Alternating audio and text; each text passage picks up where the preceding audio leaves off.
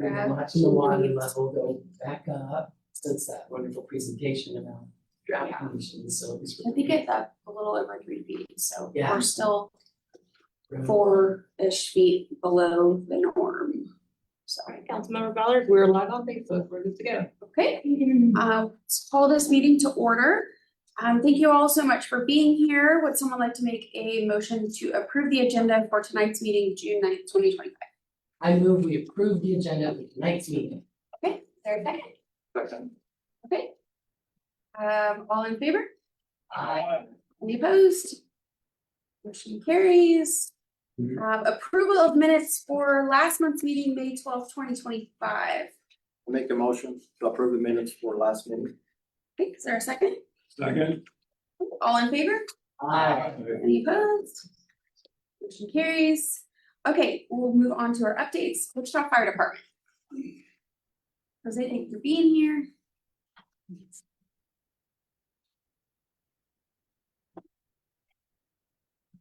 Good evening, everyone. Jose O'Kady, Wichita Fire Department. I'll begin with the number of incidents, what occurred the month of May. On the month of May, we responded to over 5,400 calls. Out of those 5,400 calls, we had 15 working fires. And out of those 15 working fires, 3 of them were in District 6. The biggest one that we had was a apartment fire on West Central that originated on the deck from a juvenile plane with matches and lighters. So that was preventable. And the Wichita Fire Department does have a youth fire setter program. It's a national program that we're a part of partnership with. So we did meet with the families and we went through the process and speaking of what the dangers are with, leaving those tools around. Another fire that occurred that was a fatality fire, it's not in your district, but I still like to emphasize it, was in District 1. We had a fatality fire on Mother's Day morning, and that fire occurred from smoking on oxygen. So that was a preventable fire also. That was a fatality fire. From that, we had one person deceased on scene. The EMS did transport another individual code red, but they eventually were succumbed by their injuries also. So that is a 2-fire fatality from that one residence. And the other fire, again, I know we have a lot of fires. We respond to a lot of brush fires in neighborhoods, which illegal burning is not allowed from burning your own brush. But we had a fire in District 1 also that they started a brush fire on the exterior. They thought they extinguished it. With the winds picked up during that time frame and reignited the fire. That fire extended into that house, but also was so much heat that it radiated to the next door neighbors, and we had 2 working house fires at the same time right next to each other. So again, be aware of what you're burning, use a fire pit, and making sure that you follow the city ordinance on what's allowed and what's not allowed to be burned. The other thing on good notes is that Station 5 was acknowledged along with the EMS crew for life-saving skills on the 10-day-old IFFIT. Wesley Medical Center acknowledged them and rewarded them with a Blue Challenge coin for their skills and for their deeds of reviving a 10-day-old infant and transported, and the infant is healthy and being normal right now. So Station 5 did a good job. And as we know, we talked about Riverfest last week. It was a good week. We did receive quite a bit of rain, specifically on June 3rd. B shift on that day alone, we responded to 86 submersion calls on that day. So we were pretty busy from the time frame about 10 a.m. to about 4 o'clock in the afternoon. It did slow down, but we still responded to a handful of other submersions that late afternoon, early evening. So again, just making sure that you need water. Your vehicle is not a boat or a flotation device that could go through these streets and they could get overcome and stall your vehicle. And that's what a lot of our calls were compared to. We did have to deploy the boat on a couple of them. One of them we did rescue an individual on the east side of town. And that's where most of our calls were, on the east side of town. Just, from the standpoint of turn around, don't drown is our thing, to make sure that we don't continue to go in those areas. So, and last but not least, fireworks season. Last month, City Council had approved a new ordinance on fireworks. And basically, meaning when I say new ordinance, the reason why it's new is because the state statute changed this year. State statute has been approved throughout to have year-round sales and also to be able to utilize buildings, structures as storage and selling of fireworks. City council voted to prohibit any type of structure and year-round sales. Fireworks will mirror exactly the same time frame and dates as last year. June 27th through July 5th is when fireworks allowed to be shot. And July 3rd, 4th, and 5th is for the aerial fireworks from 10 a.m. to midnight every day during that time frame. It's a 9-day window. And then also the non-emergent line will be available from 911 from June 27th through July 6th. So this year, they're going to staff that line the whole time frame, and they've also included an additional day. Wichita Fire Department will also be partnering up with the police department again to be able to enforce the city ordinance on shooting the timeframes, but also on illegal times of the aerials itself. So I think that is all I have. Any questions for me? Questions from the dad? The aerial fireworks are July 3rd, 4th, and 5th, Yes, sir. and then outside of that, what's that penalty? Your citation will be $1,000 citation. Ouch. Last year, we issued 34. How many did you collect? That's about it. Anna, can you flip back a page, Jose, just for your benefit? I don't know who makes these. July Yeah, 27th, yeah, yes, yeah, yep. yeah. I caught that. Yeah. And we've made that change and we sent that out last week, the week and a half, yeah. So I did catch that over there, yeah. Thank you for that. We'll be sending out a new one, so. What's the sales date? Sales date is June 27th through July 4th. Yep, they can sell them. And it'll be normal selling intent. They'll go through a zoning process with the building department, then they'll apply for their fireworks license. And then we will receive the tents and we'll do the inspections and we'll go through their inventory. So we'll be monitoring all the tents throughout the 9-day period. That's the other thing is that the new state statute added 9 additional days. The state statute is really from June 20th through July 5th is the new, or July 7th is the new state statute when you can really shoot fireworks. So it's a total of 18 days now. Again, like I said, city council, we're allowed to make it more strict and the city council mirrored is what we did in the past years. Yes, sir. So, like I was at Sam's or Home Depot or something, they were selling fireworks in the store. Is that, how's that? Those are the party poppers and they're not actual, there might be the little small ones. The parts per 1.3 milligrams or the grams in there, they're very small, that they don't really require to be part of the consumer type of fireworks. I can't remember the terminology that they use, but I call them party poppers, but there's another term that I apologize. It's like low alcohol beer. Yeah. Yes, sir. I'm not sure, is our policy in alignment with other nearby cities in the county, or do you know if they've gone to wider or done wider range than us? Well, because of the new state statute, I am aware of other jurisdictions, other areas around us. We're waiting to see what happens to us. Okay. They used us as the guinea pig, but as they saw that the city council did approve what we proposed, basically, I've been informed that there are a lot of areas that are going to mirror ours also. So I can't say that all of them will not allow the year-round sales or in structures or even the 18-day window, but I think the 2 to 3 that I've spoken with recently are going to mirror us also. Okay, thank you. All right, thank you very much. Have a good evening. Great, thank you so much. Okay, moving on to the police department. I had fireworks too, but I'm glad you said that. I'm also presented by my community policing officer out in the Patrol West Bureau. I'll just go over some of the stats. I know the council members and the DAB members, they have these, but I know there's a lot of stats on here.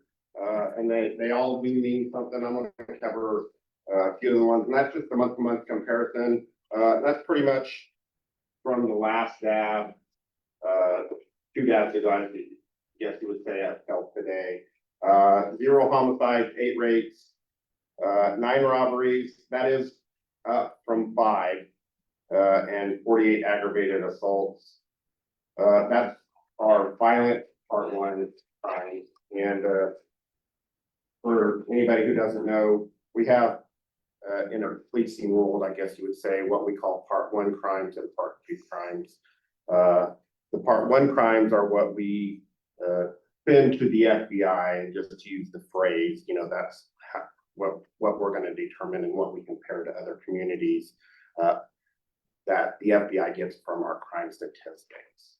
So burglary, there were 29, 134 larcenies, and that's theft. And larcenies from auto, 70, and auto thefts, 28. And that is down 35% from the previous month. And then, of course, year to date from January 1 to now, 1 homicide, 33 rapes, 39 robberies, 232 aggravated assaults, 184 burglaries, that's for residents and non-residents, 716 larcenies, 330 larcenies from auto or thefts from auto, and 163 stolen cars. I want to kind of, the crime tips I want to gear towards here are probably geared towards your larcenies and auto thefts. Of the non-violent crimes, the most that we see and the most that I guess you'd say people complain about all the time, and also don't make reports on are thefts, especially from their car. They'll leave their cars unlocked to come out. Whatever is stolen from inside, they don't think they're ever going to get it back. And sometimes they don't make reports, and we want you guys to make reports, even if you're not going to get that item back, is because if something happened and there's a lot of thefts from a vehicle in one specific area, and maybe one person makes a report or nobody makes a report, we look at those crime statistics as community policing officers and we'll say, hey, overnight there was one here, and that's not a crime trend, but you know, if whether you have an officer respond or you call case desk, and that would be the appropriate response is if you call 911, they may transfer you to case desk, and what you're going to get is you're not going to get an officer to respond. But if there's no evidence left behind, you don't really need an officer out there. But then that will spur, and we can look and we can see that there's a big hey, you know, on the evenings from this time to this time in this location, there's a lot of thefts, and then we can put some of our limited resources out in that location. So, of course, lock your car, don't leave anything inside. You know, what looks to you like a, you know, your gym bag might look like a computer bag to somebody else. Parking garage, if applicable. A lot of apartments can't do that. Sometimes people have too many cars, too many kids, 2-car garage, 2 parents, 2 kids. That those numbers don't add up. Somebody has to park outside, and I know hopefully it's always the kids. Don't leave your garage door open while you're in your vehicle. We've seen this happen. That's a key to your house. You know, we're creatures of habit. We leave that right above our sun visor. That's what we were told. That's what our parents did. That's what our friends did. That's what we did growing up for my age. So that's what we always do. A lot of cars nowadays, of course, you got that where it's a button on into your mirror. Some cars don't have that. Keep your garage door down. This isn't vehicle specific, but I'm guilty of this.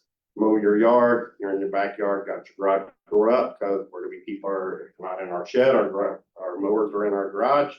We mow the front, we can move to the back, we don't ever put that garage door down. If you're in your garage working, that's fine, garage door up, summertime, unless you're lucky you have an air conditioned garage. But if you're in the backyard doing something, run to Dillon's. I'm only gonna be there for a minute, you know, it's Saturday morning, all my neighbors are out, put that garage door down. Put on your outside lights also. LED bulbs, it's not even the new thing anymore. I was in Ohio a couple weeks ago and went to get some light bulbs for my father-in-law, and they don't even sell incandescent bulbs anymore.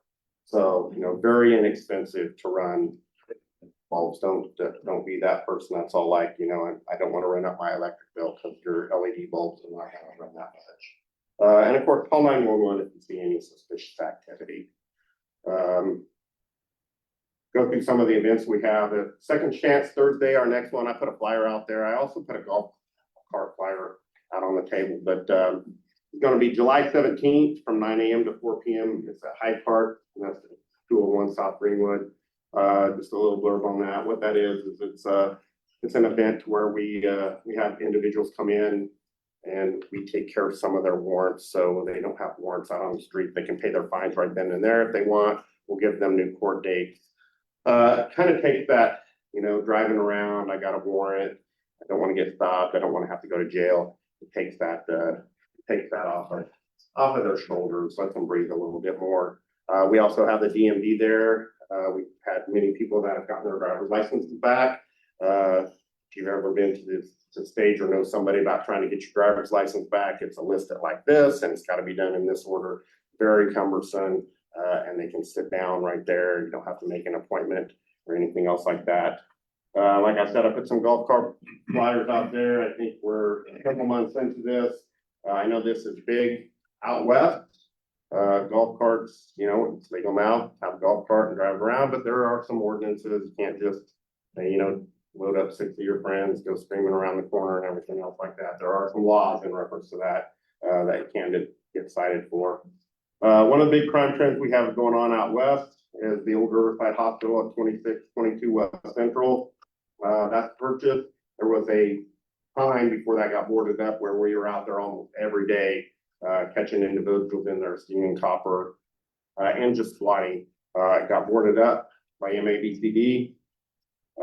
Since it's not a big rash or a big thing anymore, but we did catch an individual in there that had pulled off some of the boarding and was caught inside stripping copper again, and that person was booked for burglary. What we're doing is we're doing some directed patrol and spot checks, and the owner and MABCD will get that boarded up. Like I said, we'll spot check that. If we find some of the boards down, we'll contact the owner and MABCD to get that up. Another event, Automobilias this weekend. It's on Saturday evening at Century 2. Some roads may be impacted if you're down there. I know we talked about Riverfest. I did overhear Sergeant Miller, who's kind of in charge of that, also with Sergeant O'Brien. The attendance was up from last year. I don't have any of the numbers. That was just something I overheard him talking about. That attendance was up.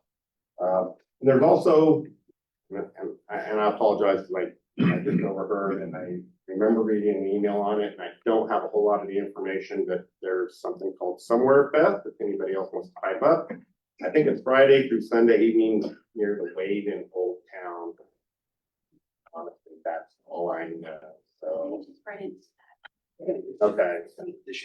Yeah, I think it's parties, bands, some stuff like that. Like I said, if anybody else wants to chime in, I'm not gonna talk about something I don't know, and that's pretty much all I knew about that. Does anybody have anything, concerns, anything I can pass on to Patrol North? They weren't here today. I can reach out to Officer Soto. He's on vacation, having some windows put in his house, so, or any other incident that's in Patrol North or anything I can pass on to them. This citywide? That is District 6. This is just only. District. Yeah, that is District 6 only. I was hoping.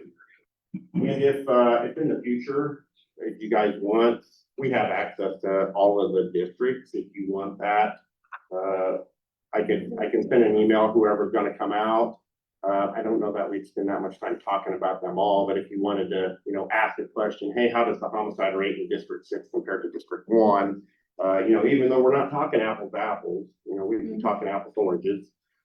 We can have that information, you know, or if not concerned about what's going on in District 3 because that's District 3. You know, we wouldn't. But like I said, we do have. It's a click of a button to get this information to.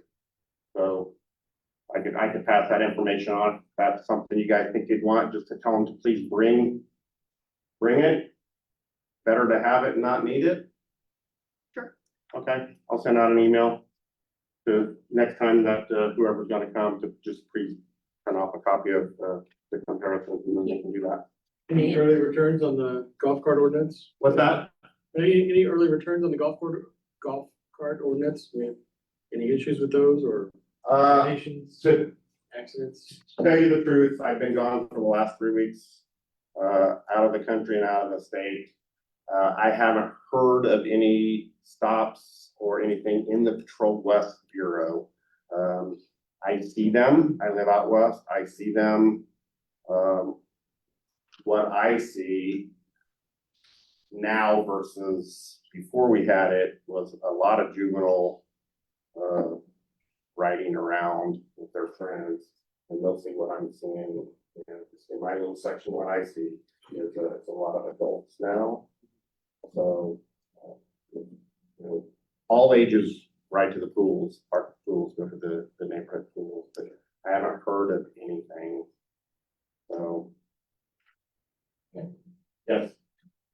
Two questions. Mhm. First one, for the golf carts, it doesn't apply dune buggies, mini motorbikes and all of those. So if there's one of those, should we still call those in? Yeah, Okay. yeah, in the ordinance, there's a few flyers he brought up and he asked about other things. So if you got a dune buggy or you got a four-wheeler or a mini motorcycle or anything else, those are just strictly illegal, period, no ifs, ands, or buts. They can't be on the roadway. I asked, there's a dune buggy in my neighborhood that likes to drive up McLean. So Yeah, there's- now, depending on what it is, it could be legal. Okay. And I'm not gonna say, you know, I would have to see it to say that's legal. You know, what we think of when we think of dune buggies, you know, were like those dune buggies from the 60s that were on the beach and stuff like that, it's most likely legal and tagged. Okay. I have seen out west, and I'm gonna forget, but basically a razor or something else like that, that was tagged with an Oklahoma motorcycle tag. I think that is illegal. So, and I've heard that sheriffs can address that. You know, it is a tagged vehicle, legal in Oklahoma, it's legal in Wichita. I would honestly have to research that. Okay, so. And then my second question, Mhm. so you had a lot of tips for the part one property. And I'm thinking back to a community meeting we had a few weeks ago where we saw crime has sort of had these ebbs and flows the last few years. And I'm noticing over the last 90 days, a lot of things on the part one and violent crime is up. Has there been any thinking from the West Bureau about why that is this year in particular? I can't say which of these numbers come out of west and which of these numbers come out of north, because DAB 6 is a combination of both those bureaus. Yeah. You know, I'm not gonna say this is more from north and this is more from west. You know, I could throw out my opinion and that would not be right to do that. So, you know, 'cause of course I throw everything out on north. So,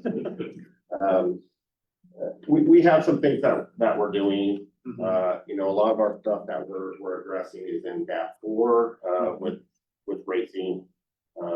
We had something that we worked a couple weeks ago in reference to some illegal street racing, down on K42. So as far as anything that's in DAP 6 to address any of this violent crime, I don't know. Thank you. Questions from the public? Thank you so much. All right, thank you. Good job, thank you. Okay, moving on to library report.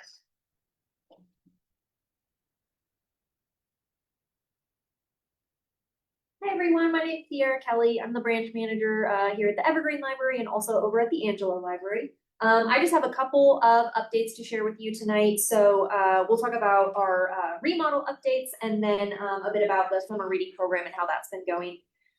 So we have been in the process of renovating most of our branches this year and in previous years, but we're seeing a lot of completions this year, so that's really exciting. We reopened Westlink after their renovation, reopened Angelo after their renovation. And at this point, the Alfred branch is also almost complete. They had closed June 3rd through the 6th to install all of their new shelves and new furniture and some of the final pieces in the main body of the library. But they did reopen on Saturday, June 7th. And so for a while, Alfred was actually remained open during their renovation, just a tiny little portion of it. They were running most of the library just out of their meeting room. And so what they've done now that the whole body of Alfred is complete is that just the meeting room now, that one room is being renovated and the whole rest of the library is open and complete. If you do go and visit Alfred, I got to go shortly before they installed the new shelving and the furniture and stuff, but I got to see the new space. They did add lots of new meeting rooms and study rooms. So I think of the branches, well, I haven't been over to Westlake. Westlake might have the most meeting rooms, but Alfred's definitely a close second. They've got a ton of meeting rooms and study rooms over there. I think they used to only have 3 and now they've got like 7 or 8 of different sizes. Those are all reservable. If you go to our website, you can reserve them. All of the collaboration spaces, so the smaller meeting rooms and the bigger meeting rooms are all free. It's just that large meeting room that they're renovating now that you do have to pay to rent. But all of the other spaces are free if you have meetings or whatever you want to meet over there. So as part of the renovation, it's been totally redone on the inside. They renovated the teen and computer spaces. They added more study and meeting rooms. They have a new service desk. They totally updated the interior design. They added a lot of new art. So definitely go see them if you've got a chance to. The other branch that's still under construction at the moment is Rockwell. It is on track for completion in fall 2025. I've heard August. They're looking to reopen in August. Rockwell hasn't been closed that long. They were open while they did the exterior construction, then they closed for the interior construction in March. And so they're hoping to reopen after the summer ends and have that all expanded and great. It of course looks, you know, like nothing to me on the inside at this point, because I don't know anything about construction. It's just like, you know, steel bars and concrete and everything. But believe it or not, they're looking to reopen that in August. So our big focus at the library right now is the summer reading program. It began on May 22nd. It runs until July 31st. And the first day to pick up prizes is June 26th. If you participated last year or you haven't participated in summer reading program before, it is for all ages. I think someone asked last time what ages can participate, and the ages that get prizes is 0 through 18. But we do have an adult program as well. Adults don't get a completion prize necessarily, but they do get entered into a drawing. We have 3 grand prizes at the end. So no matter your age, you can participate. We're really pushing the paper logs this year because we've gotten feedback from folks that they don't necessarily love engaging with Deanstack and tracking online. You can still do that if you want to, but we actually hired an artist this year to create like these really cool, vibrant logs for the K through 5 and the teen, and they're filled with activities and different ideas for kids to set their own reading goal. So we're really pushing those this year. The sign up process has been really simplified. All you have to do is let a staff member know that you want to sign up for a summer reading program, and we'll get you the appropriate log that you need. No 20 questions. We're not like entering anybody into the system. We're actually going to do all of the data entry at the end because we're trying to make it more seamless for folks to sign up. If you come into the Evergreen branch, you'll notice that a lot of the time we have a teen volunteer. We get teen volunteers every summer. I think we have 6 at Evergreen and another 6 at Angelo this summer. And we have a teen station set up for them, and they help register people, get them signed up for the summer reading program. So they'll reach out to people and say, hey, have you signed up yet? They'll walk them through the process. They'll explain the logs. The kids are doing like a little interactive activity at the beginning. And we do that because we want to, you know, offer volunteer opportunities for teens, but also it gets them good practice of like talking to people and, you know, greeting them and walking them through these steps. And so if you see, they've got the volunteer shirts on, but we've got quite a few of them at Evergreen this summer. So they'll be over at the sign up station a lot of the time. We have lots of kids programs all summer at the branches. That's the big exciting part of the summer reading program. We do, generally we have a pretty limited budget in terms of programs, but we funnel a lot of it into the summer reading program so we can pay performers to come in and have really cool programs. And then our children's librarians also do tons of programs all through the summer. So here at the Evergreen branch, we had a summer reading kickoff party on Saturday. We had a really cool painting with food program this morning. That went really well. We had a lot of participation. We have the Wichita Symphony coming on Tuesday, June 17th from 2:30 to 3:30. They're going to each of the branches and they're doing performances based on this year's theme of Color Our World. So it's all about art and artistic expression. We have a Shrinky Dinks program on Monday, June 23rd. If anybody remembers doing those as a kid. Our children's librarian is leading that from 3 to 4. And then we also, we have a musical program that we're gonna be scheduling. Originally, the presenter that we had scheduled to come on Friday, June 27th, had an injury and wasn't able to, had to cancel all of his summer events. But we're looking at bringing in somebody else who is also does kind of similar stuff and is gonna do a musical program for kids. So TBD on who is coming on that day, but we're looking to have that on Friday, June 27th. Any questions for me about library stuff?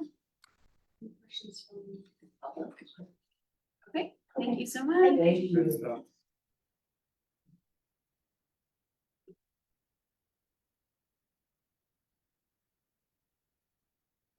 So we are now at the public portion of this agenda. There were no scheduled items this month.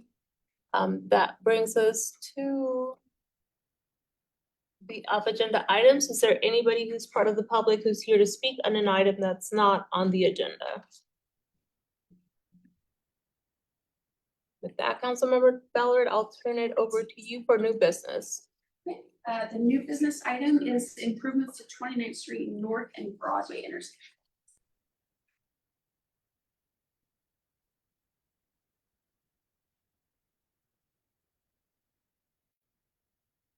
Sean Mays, Chief Design Engineer for the City of Wichita. Here to speak about 29th Street North and Broadway intersection. And then actually expand the limits of Broadway from 21st to 37th. Though we won't be completely reconstructing that portion of it by any means. We are looking at restriping it, and we'll get into that when we look at the design concept. Joining me tonight are Mackenzie Allen and Kim Lee with Garver, who's design consultant for this project. So if you have any in-depth detailed design questions, I may reach out to them and make sure they provide some feedback, make sure I don't tell anything incorrectly. Start out with project background. July 20th, 2021, the City Council approved an agreement with Garver. This was a study to look at growth and projected traffic volumes, more or less from 37th to 25th from Broadway. You know, the area, the number of work businesses expanded over the past 5-7 years. That were creating potentially some traffic issues coming down the road. So we started looking at this area. There's more things, a couple different things that came out of that study. One of those was the 29th Broadway intersection. So on February 6, 2024, the City Council approved design funding for the 29th Street North and Broadway intersection. Project limits highlighted here in green is the 29th and Broadway intersection. That we're going to completely reconstruct with this project. Again, from Broadway from 21st to 37th, we are looking at restriping, doing the 4 or 5 main projects, fixing the pothole and things like that, and then restriping the road.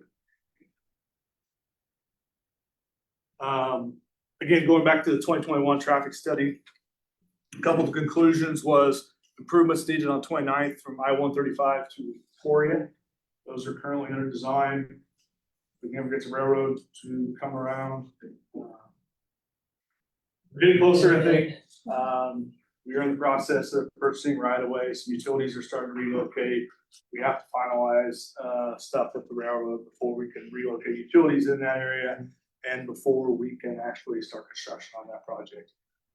We are quite a ways into the design. It's just finalizing that stuff with the railroad so we can complete our design. So those improvements should be coming soon. This is crash data from 2011 to 2020. 37th Street up here on the north, I-135 right here, 29th here on the south, and Broadway on the west. So there were 325 total collisions in this area. This is part of what they looked at the analysis. 29th and Broadway was identified due to the number of crashes. There were 99 total crashes, 47 injury-related crashes, 34 related to north-south left turn lanes, before we go on, I'll go through a little bit of this. So the light blue means there's few crashes. You get up to yellow, and that's when there's a higher rate of crashes. So you can see locations like 37th and Broadway up there, 29th and Broadway is yellow, which is high as you get. You also end up with intersections of Ohio, the off-ramp, and St. Francis. These three here, the best we can with our proposed design concept there that we move forward with design on, will help alleviate some of those. We're adding turn lanes, we're adding right turn lanes, left turn lanes, some of those type of things. So what we looked at, the second phase of this is what to do at 29th and Broadway. Next slide, please. Just this crash diagram, all I really want to point out here is the number 26 right here. So that's a southbound vehicle on Broadway, either hitting or getting hit by somebody northbound on Broadway on the inside lane, making a left turn. So that's 26 of those. The other one is northbound Broadway going through southbound Broadway, turning left on 29th, and that number is 8. So you're looking at a total of 34 accidents related to not having left turn lanes at that intersection. Either somebody gets in a hurry, somebody doesn't see something because of sight lines, different things like that. Somebody's pulling in front of somebody else due to not having turn lanes on Broadway, left turn lanes. Next slide. To give you a little idea of what's there, both these are curb and gutter streets. Both of them are 4-lane currently. This is 29th Street looking east. So you can see the railroad from more or less from 21st all the way through 37th parallels this section of Broadway, and their right of way more or less butts up to the Broadway right of way. This is Broadway at 29th looking south. Again, 4-lane on Broadway, just like you saw on 29th. Curb and gutter, again, that's the railroad right of way. This is their equipment right here that runs their facility. So our right of ways more or less butt up to each other.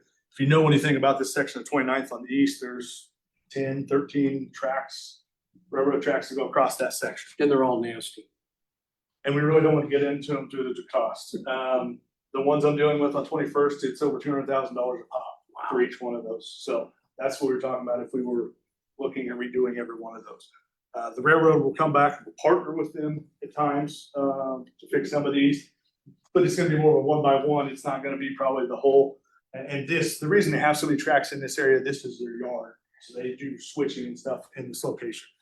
Hey, Sean, I just want to add in while you're looking at this screen, you can see on the left side how steep that road is on the left side. That's one of the things we are looking at, is trying to flatten that out a little bit and make that a little more drivable. So if you go out there and look at the pavement right now, this is just like 37th. You will see typically something related to a trailer that's hanging down a little bit lower. And when it goes up, it starts coming back down. When it gets up the top, it'll bang, whether that's a jack or whether that's something else that is a low part of the trailer. You'll see scratch marks in the pavement through that area. And that's what Ken's talking about. Next slide. This is Broadway on the south side of 21st Street.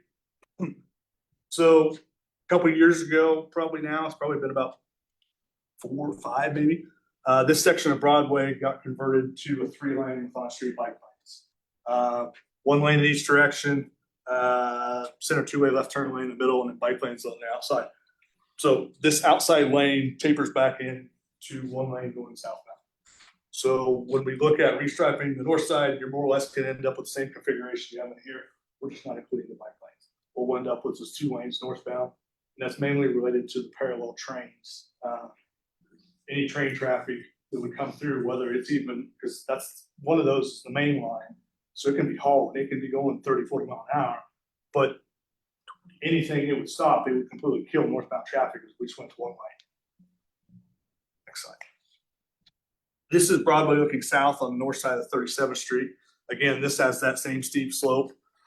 Because we're not reconstructing this intersection, we're not fixing that. But the same type of idea there. Again, this is the 4-lane. This section actually is not curb and gutter in this area. It transitions just south of here to some extent. 3-lane on 37th on both sides.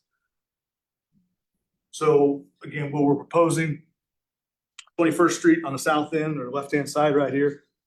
This right here is more or less what you have now, except for some people may be driving through, but it's gonna be a right turn lane, one through lane southbound, one left turn lane, and 2 lanes northbound. So you end up with 2 northbound lanes, center 2-way left turn lane, 1 lane southbound. And that's gonna be the same throughout the whole corridor. We'll go through each slide so you can look at, see if there's any difference. For the most part, you're talking about left turn lanes going to the west because you have the railroad. There are the major intersections, you have 37th, you have 21st, and you have 29th. But then you also have like 33rd, this driveway right here, you have some other locations where there technically are entrances to go back to the east too. Next slide. This is just zoomed in so you can see it a little better. Again, 2 northbound lanes, center 2-way left turn lane, and 1 lane southbound. Next slide. 25th to 28th, again, same section, not a whole lot to it. This gives you a good idea of that switching yard for the railroad and why they have so many tracks in that area. And you can see there it stretches from 29th up north. It stops short of 37th, so it's somewhere around 35th or so where that section of siding goes. Next slide. Point out a couple things here. 29th and Broadway. We are, what Ken talked about, looking at having a little bit of offset, so we're going to push the road a little bit to the west. It's going to be a fine line we're going to have to work with so we don't impact those businesses with right of way and stuff we need, so we don't negatively impact them in a manner that is going to stop them from doing the business or something like that, but to try to push that, to try to help that grade out so we don't end up with the grade issues with there. So you'll just end up with a taper when you get down here, so it smoothly transitions over, and that would be every lane. Go back, please. Sorry. West side, you end up with a right turn or through, a left turn, and 1 way west. On the east side, you end up with a right turn and a through, a left turn, and then 2 lanes eastbound. Next one. Not to 37? What's that? Or 29? That's 29. That's the intersection we're completely reconstructing. And then this is 37th. This is probably one of the drawbacks of what we're doing here. So we're gonna work on what we need to do. You end up with an inside trap here for the inside lane if you're coming down. So we can look at additional signage upstream. We can look at some of the different types of signage you can see with the interchange off the ramp or something to where it's overhead. So it's not just a signing on the side of the road you can see. We can look at different options. But this southbound inside lane becomes a left turn only. And if you drive it very often, I'm guessing to some extent, you see it function like that now. If anybody gets in that left turn lane and you see it, you're diving over to the right because you don't want to have to wait for all the northbound traffic to clear before they can make that left.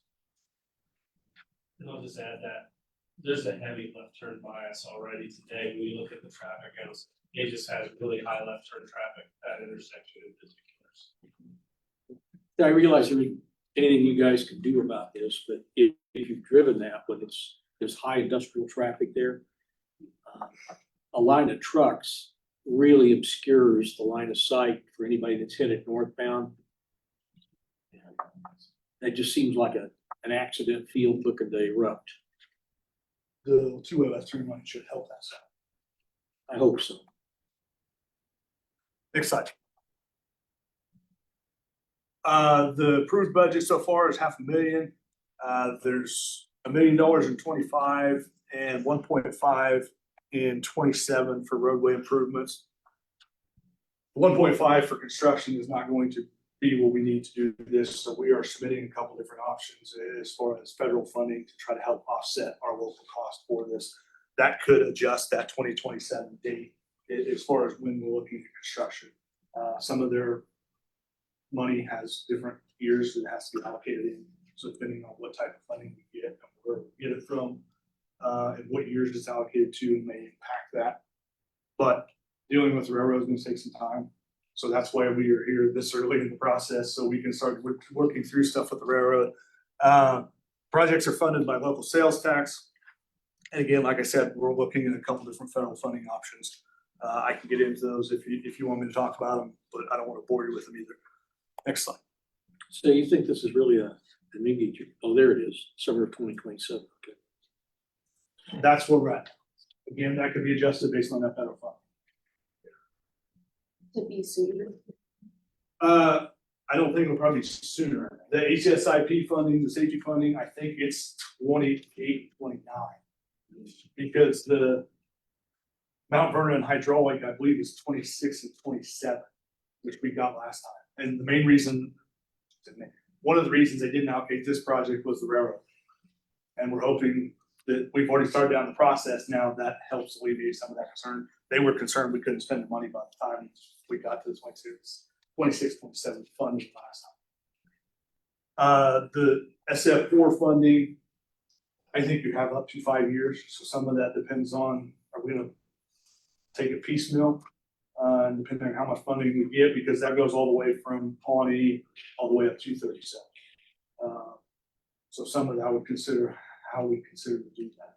Since we've already started this design, it may make sense, this is the first phase, and next phase, we split it out into phases like that. Right now, construction, best case scenarios, fall 26, construction to be complete in 2027. At this point, I don't know that I can tell you what traffic will look like during construction. That's something we're gonna have to evaluate with the railroad once we get there. We may have to look at a temporary signal for the railroad. Ultimately, with the railroad, you have to be on the right side of the road. You cannot go through where you would not be protected by their signal on that type of thing. So you can get some temporary signals, or we would have to look at detouring when we're building the intersection quadrant at a time. Next slide. Recommended actions to approve the design. I think one more. And without open up to questions, we are looking at this going to City Council July 15th, assuming it gets approved. Any questions from the tab? I just have one, and I don't think it's even applicable, but I'm gonna get it. I noted that it doesn't go below 21st Street, but are there any sidewalks like in that range? Because the ones on 21st and Broadway south of it, right, are like right up against the road, and I wonder if there are sidewalks north, even on 29th and Broadway, maybe the east-west street may have some. I wonder, is there plans or ways to protect any sidewalks that may be I currently? believe for the most part on the Broadway corridor, a good chunk of it has sidewalk on the west side. There is no sidewalk on the east side, that's the railroad. They're not gonna want it, we're not gonna want it, unless you're gonna put a fence in or something to keep people out. And it does, just like you're talking about, butt up to the back of curb. I think the vast majority of that corridor has it on the east side. When you get up north farther, 35th, some of those, it may not be. 29th, there is none. With our first phase, 29th from more or less Emporia to 135, we are looking to put sidewalk on the south side. We have an issue with the railroad there, and we may not make it connecting. And if the thought process is more transit related, it would give transit somewhere to drop people off and they could walk. So we would have transit stops potentially on the south side. That would give them somewhere to walk, but we'd have transit stops on each side of the railroad if that's what we end up to. The amount that we would be talking about for sidewalk through the area that we're talking about is $300,000 to $400,000. And it has to do with their switch gears and their customized switch gears in that area. So for transit, you're talking though, east of the tracks. We would be talking From on Emporia. 29th, yeah. Yeah. That would be the process, that if that makes sense, transit potentially, I think they already have some buses going down there. We could have stops and they could stop on either side to where you could walk to get that. On the north side, we don't have any, we're running out of room right of way wise to be able to put it on both sides. But even at that, it is not crossing Broadway, and you would end up with having to cross all those tracks and widen all those panels. And again, there's 10 to 13 of them, you're talking 200,000 a pop. I don't know, we'll go into the signal house and some of that type of stuff. We would have to talk to the railroad about that. Typically with sidewalk, you can leave it behind cantilever, the arm has a weight, has a counterweight. You just go back behind that counterweight. Yeah, and I was just thinking about primarily like maybe the west side. I think Broadway west, on 29. 29th, west of Broadway has a sidewalk, I believe. Yeah. And I'm not sure if Right both on. sides are one, but I believe, I think you can even maybe go to the aerial and look at it there. I think there is some sidewalk on 29th west of there. Yeah. Yeah. Cool. So you said you couldn't necessarily speak to, road operations.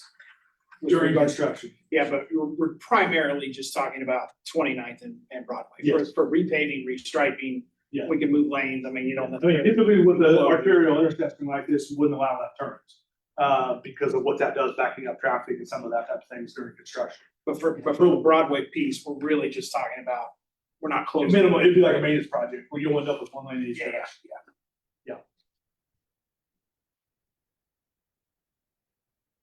Any other questions from Yeah. So what's the lifespan of this road if you build it? 30, 40 years?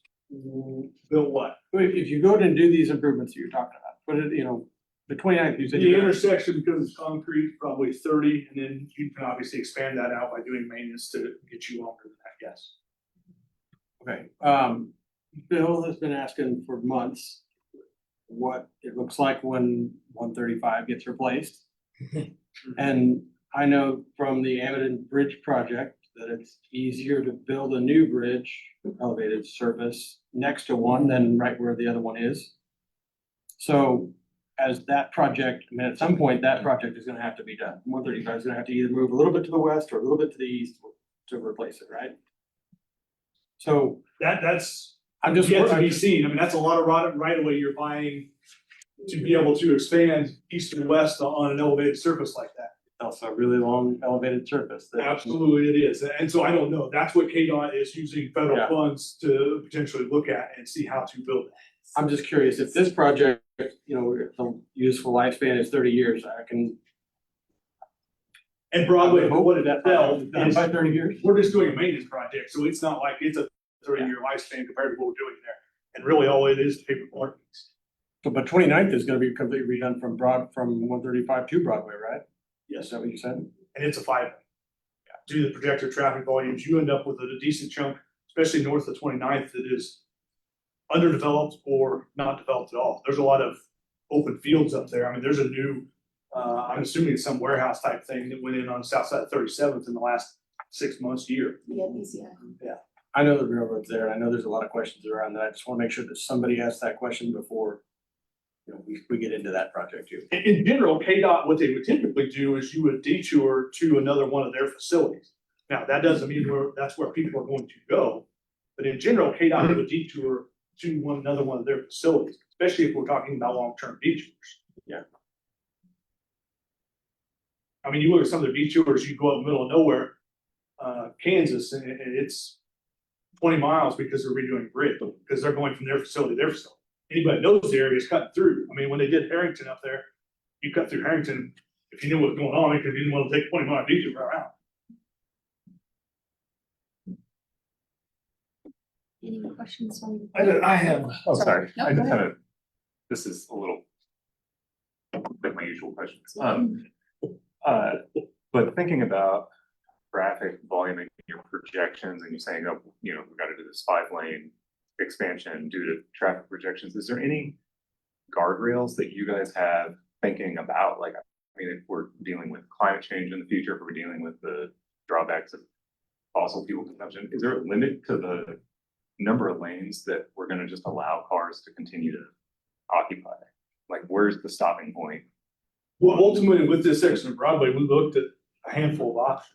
And we came down to this one because we didn't want to either take a bunch of businesses out or have to pay significant damages to a bunch of businesses along the west side of Broadway. Because if you're widening to a 5-lane, even if it's just the intersection, that's exactly what you're doing. You're taking businesses out because the businesses either abut or they have major parking that abuts to it. So you're paying major damages to them for the right of way. So that's why we ended up with this option rather than spending a bunch of money, taking a bunch of businesses out of business, making them relocate. Mm-hmm. So I don't know if that answered your question, but I mean, maybe I'm suggesting we should, what if what would it take to have a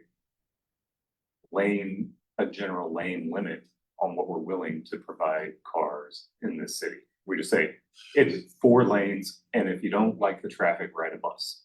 Or do something different, and we're not gonna continue to build and build and build these cars and take this land and take this, because we understand the connections between the environment and economics and all that. And I mean, usual one of my questions, but how are you guys If thinking somebody about- wants to get something like that approved, we would follow the guidelines of whatever that is. I mean, just like we do with tree policy, just like we do with permitting for floodway and different things like that, we will follow the policies that are set out for us to follow. Cool. And I'll add in on that, one thing that Wichita started doing quite a while back is if you think about all the roads that used to get built in like the 80s and 90s, there were always 4 or 5 lanes, every one of them. And if you look nowadays, a lot of the roads, particularly once you get closer to the periphery of town, you see a lot more 3 lanes going in. So they actually, part of our job is to do these traffic studies to minimize the asphalt footprint we're putting down, because it does reduce cost for the project, and also lesser impact on the environment. It provides more space. That's the way that the city in the current environment has tried to be smart about it, is make sure to right size the road and not make it a 5-lane just to make it a 5-lane. Because back in the day, it was just gonna be a 5-lane, and it's just going to Is there something, is there a way that that's articulated is there like guidelines for that, or like how is that? Typically, we're looking at 17,000 vehicles a day. ADT, if it's 17 above, we will look at a 5-lane. Anything below that, we're looking at 3-lane. I don't think we built a 4-lane since I've been here. The safety benefits of a 3-lane are much better than what you end up with a 4-lane. I have a slide in here, if you want to get into it, would show site triangle reasons for doing it. It shows, in general, there are different studies that have been done all around the country. Your capacity difference is about 3 to 7%, depending on how many side streets, driveways, everything like that, between a 3 and a 4-lane. Right. So you end up spending a lot of money, not getting a whole lot out, the 3 to 7%. You end up Well, I guess 25% more on pavement, more on drainage. There's a all good of judgment that. to do 3 instead of 5. And of course, like you said, the safety benefits, you reduce head-on collisions and you're creating a buffer where you don't have close vehicle interactions, rear end accidents go down because you have a place to turn. There's a lot of benefits. I guess it'd be cool if there was, when you hit that 17.5 or whatever it is, or you say, oh, now we might consider a 5-lane. Is there another range of options? You might consider funding buses with that difference or something like that. You have different things that you're looking at rather than, oh, now we have this traffic volume. We better get 2 more lanes. So those 2 more lanes might cost enough for 3 bus routes or something, to encourage. Well, then you gotta figure out how to get people to use it. Well, they're gonna start hating that 2-lane road and then they're gonna use it. Currently, the LSD funding that funds most of our projects cannot be used for things like buses. So that's a tight catch one too there. Yeah. Well, then there you go. There's your. Thank you for indulging my side quest there. Any questions from the public? Statement. Sure. I wish that you would not do this. 4 lanes is really, really, really busy during the day. You could go camp out after dark on that road. So yeah, your numbers are not gonna show anything at night. So you're at that street. I live that street. I drive it 7, 8 times a day to do my business at 24th and Market at 2 o'clock. I know when everything's getting busy, the Market Street gets busy where my office is. I can see the outflow from Broadway coming on the Market because they're using it as instead of dealing with it.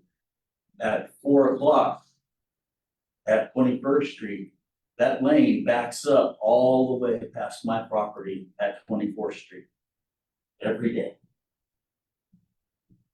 That's because we did the 3 lanes south of 21st Street, which is why I contributed to you.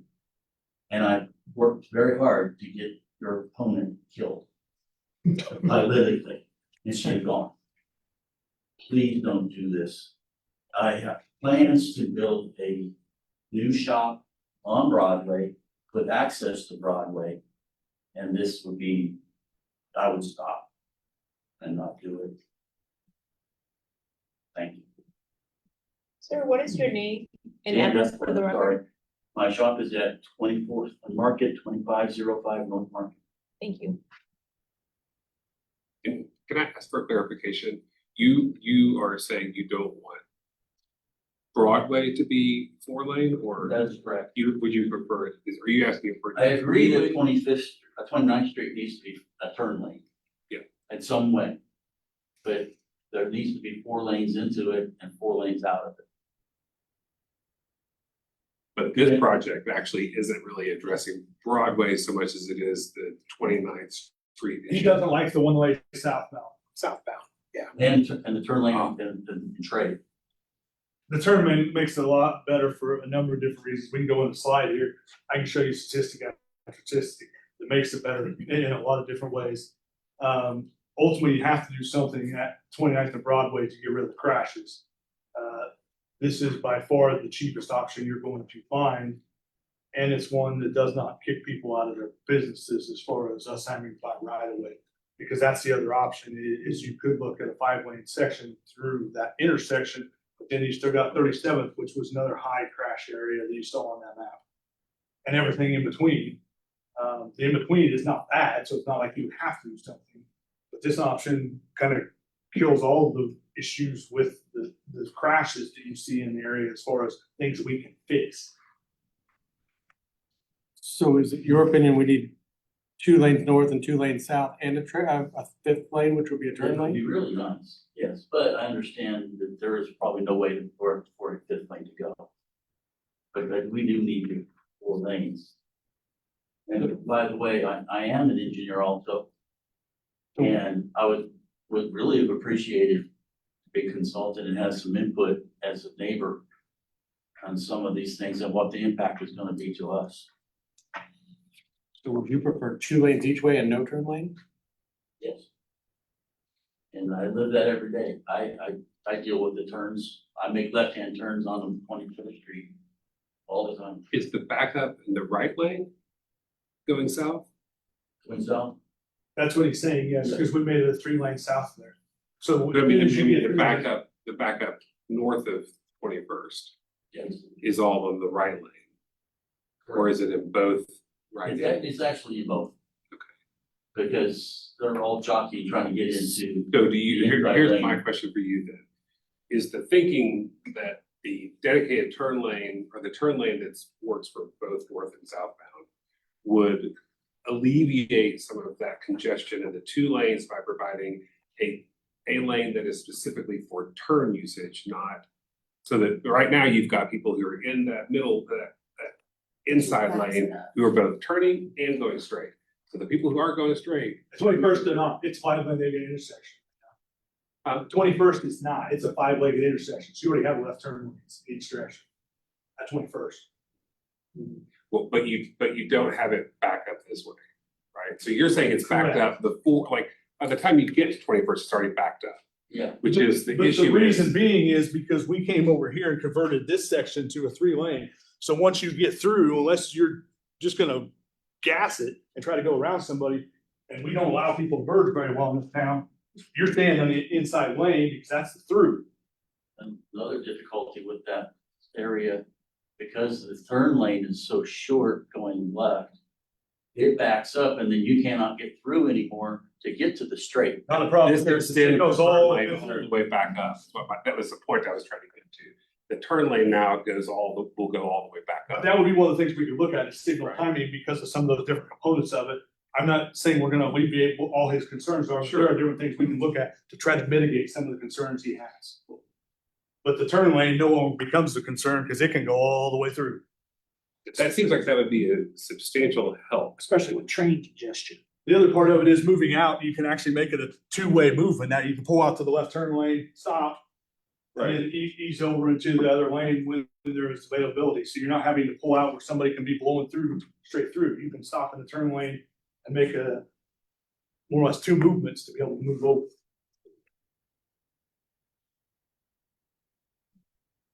Any other questions? Anybody? So when we made Broadway south of 21st Street into a 3-lane road. Was there a change to the roadway or was it just striping? It was the OP3 project, so we came and did a maintenance project and we restriped it. But the road itself is the same width. Yes.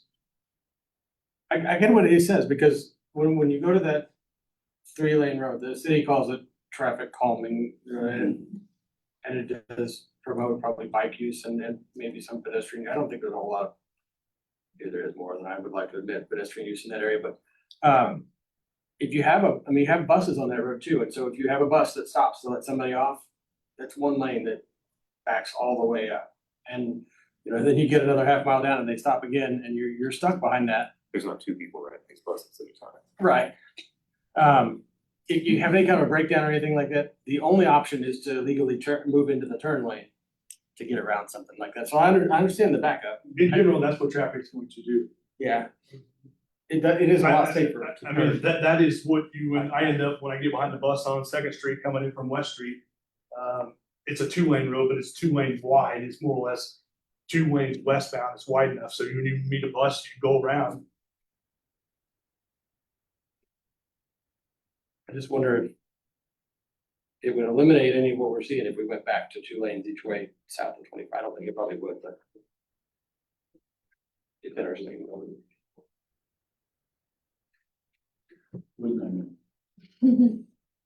Again, part of what you end up with typically your issues are at intersections.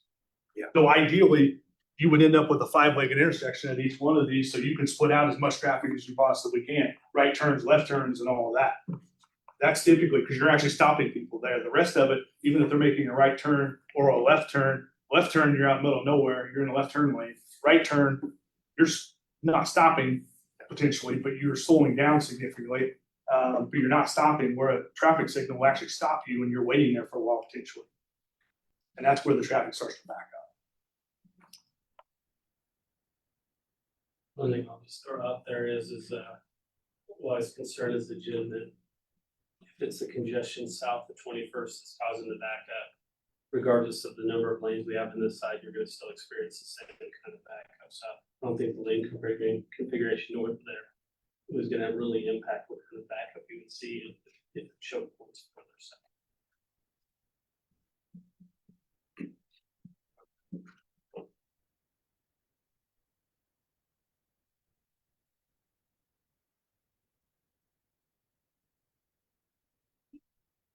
We're looking for recommendations. I know you guys are comprehending everything and stuff, but that's ultimately where we're at. We're looking for a recommendation on the design concept. I just have a question for the section on 21st and 13th. When the changes were made to only 3 lane, have we seen some improvements on that? As far as accidents? Yes. I don't know about that section specifically. I can probably get some information about that, but I don't know that right offhand. In general, I would say yes. And part of what you ended up with there at 17th, you actually had a lead left for southbound. So for like 3 seconds, that green arrow went on, and you tried to get one big truck through, and then everybody just stopped in that middle lane. So again, if you drove the corridor and you knew what was going on, you didn't get in that middle lane for a certain section. I do know that the Broadway intersection has enough traffic accident crime that the police dedicated specific folks there. The CRP is getting a report on that, I believe, next month of July, on some of those hot spot areas. They've dedicated additional resources. I mean, I feel your annoyance. I'm kind of living on crash. I have a car with airbags on all sides, but I don't know if it does. Yeah, I deal with that up there too, and 29th Street is kind of to be avoided. Yeah. When I go to my other storage facility, I do take markets, so I don't have to go to 29th Street. Yeah, and it's relative. I came here from Atlanta for 5 years, so Yeah, we pressure wing, right? it would take you an hour for 2 miles sometimes. Yeah. Yeah, and Yeah, it's Wichita, what's your money? Not Atlanta. you didn't have a lot of time. I mean, this seems imperative, given the number of crashes in the short run. They're looking for a recommended approval. for the design. I move we approve I'll second it. for safety reasons, not convenience reasons. All in favor of approval? I, Anyone opposed?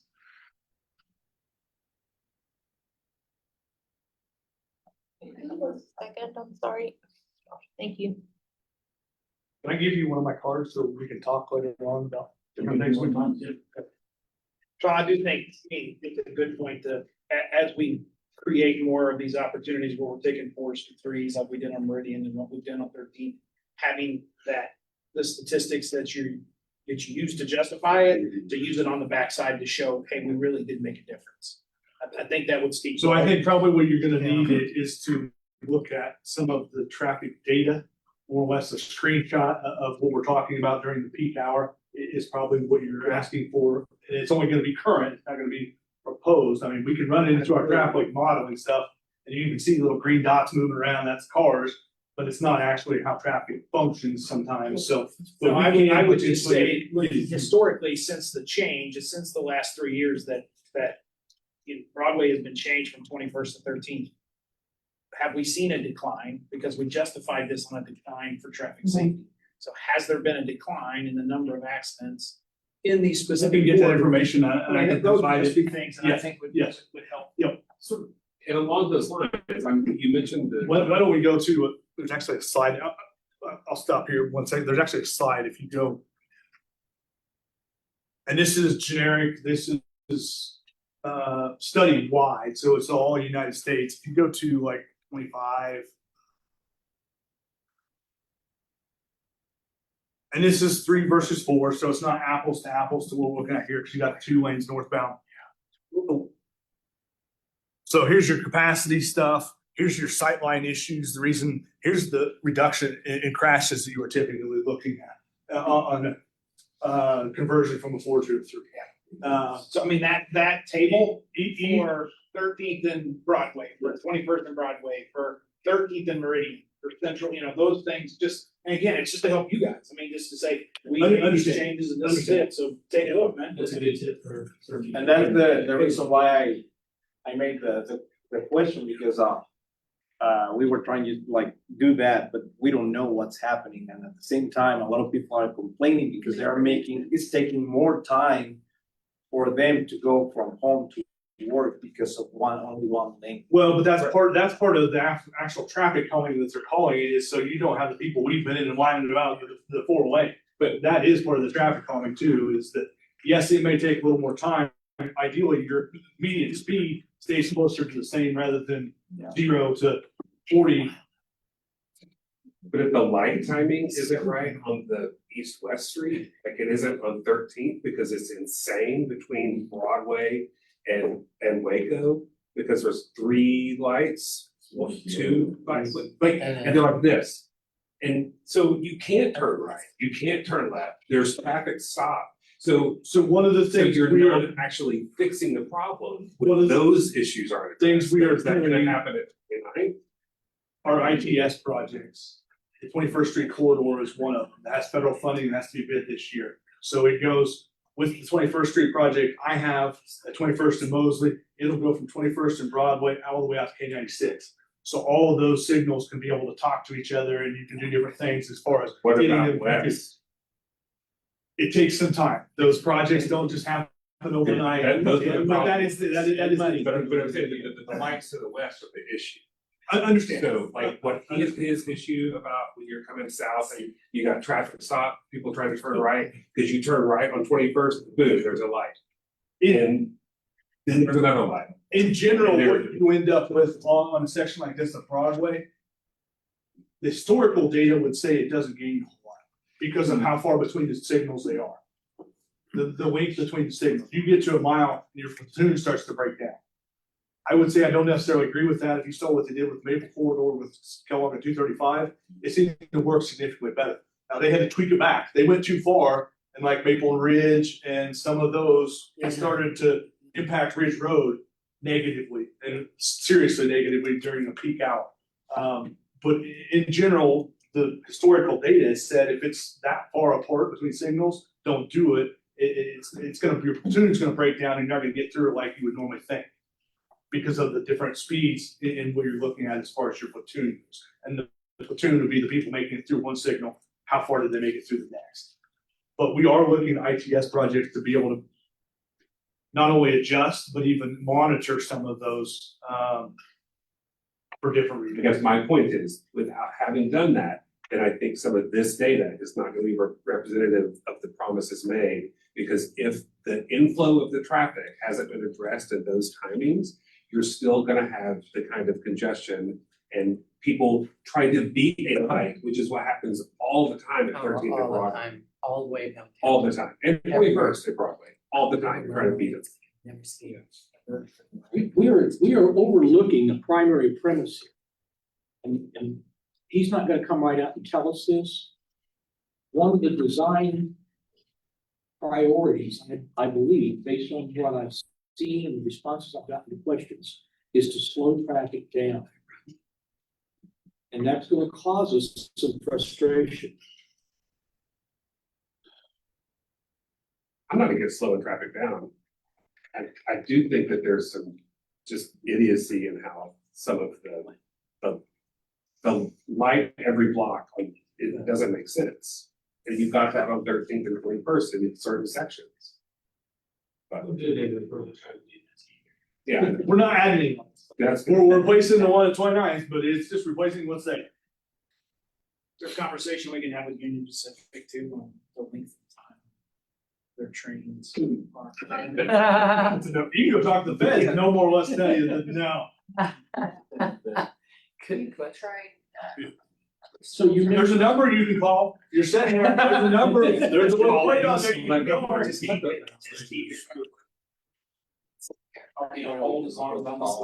you mentioned 21st and Mosley. I realize it's not got anything to do with your presentation. Okay, anybody else have any final questions on that before? Oh, sorry. Utilities, we have a right away, finalized there. Okay. Sorry. That's all right. My question to him was relative to 21st and Mosley, because I've driven that a couple of times. That seems to be going on. So he was responding with why it seems to be stalemate. Anyone else have any updates? One events small- coming up? A Yes. small question. I didn't see that this presentation was in the. It wasn't, I just gave it to her tonight. Cool, can we, yeah, because I want to know you as council member more about it and not the board. Sure. So. You wanna send it out? Yes. Yes, sir, please. No, thank you. I don't need it. I have an 80s costume party with a great DJ, a great guy who works at Positive Directions, who's gonna be 80s tunes, prizes for best and worst. If you've never been to our place in Old Town, it's fun. It's really cool. We have a roof deck as well, games on the roof deck. It's Saturday at 7 p.m. Maggie has my permission to give anybody my phone number if they text you, so you can text me and I can give you more deets. And it is to celebrate the reelection of our Maggie Valley. You have a disco ball. Yep. Okay, anybody else have any announcement? On the CRB, the racial profiling board is really back to your annual report. We'll be developing that. Report, as well as your own. I'm sorry. Could we hear that? I'm sorry, hey, could we listen to him again, please? Again, the racial profiling board really. Review board. What's important to come in? Areas, growing policy for first responders that are piloting in South Central right. That is.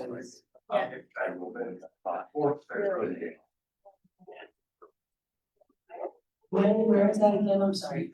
Here it is, June 26th, at the main library. Yeah. The big library, the advanced learning library? Yep, 5 o'clock to 7 o'clock. In one of the big ABC conference. Thank you. Yes. We got a neighborhood cleanup the 21st, and we kind of got a surprise this year. Mattress collection fees, $30 a pop. And so we're trying to figure out how we get our friendly neighbors to pay for that up front, so that our association doesn't get for it. Pay to dispose of the mattress. Yeah. Yeah, it used to be they just put it in the truck and crunch it up. They don't do that anymore. Yeah. The pay to Always dispose. We've always had to count them. Yeah. No, there's-